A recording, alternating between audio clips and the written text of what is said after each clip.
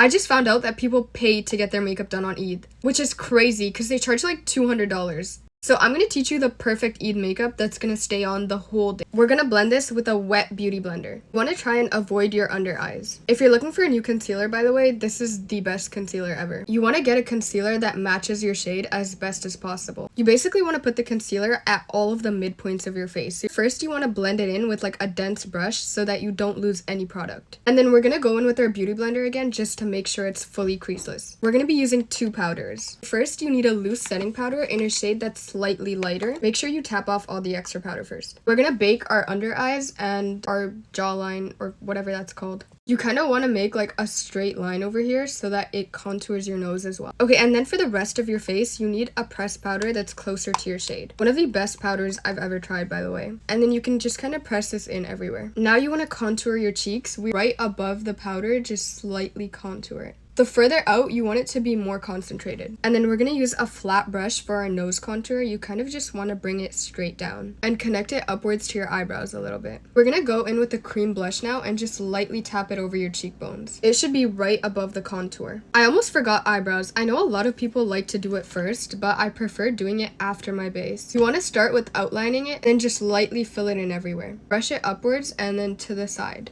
But if your eyebrows are stubborn, you should get a brow gel. You need 2 or 3 brushes for your eyeshadow. We're gonna start off with like a medium brown shade all over the lid. You wanna use like a lighter nude shade towards the center. And then get like a deeper brown shade towards the outer corner. You wanna blend this in like circular motions outwards. You can even add like a glitter to the center. And then just keep blending until you like how it looks. We're gonna use a brush and black eyeshadow for a softer eyeliner. You basically wanna follow your lash line upwards and then lightly go over your lower lash line. When you're doing your mascara, you want to start at the ends and like pull it upwards. This is like the best mascara, by the way. The best thing about this wand is that it like separates the lashes for you. Okay, now we're gonna brush off all the excess powder. Most of it should have absorbed into your makeup anyway. Add some highlight to the inner corners and your nose. I usually like to go in with the pressed powder again just to like fully press everything in. And then add some powder blush so that everything blends in perfectly. For your lips, you want to start with a brown lip liner, and when you're overlining, make sure you overline the bottom part and like the center. Like you don't want to overline the sides of your lips. We're gonna go in with a pink shade to the center of your lips and then add a brown on top of it.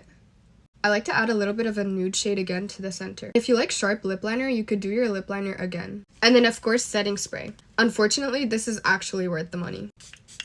Once that's dry, I like to add more powder just to make sure that everything is fully set. And that's the final look. This should not go anywhere.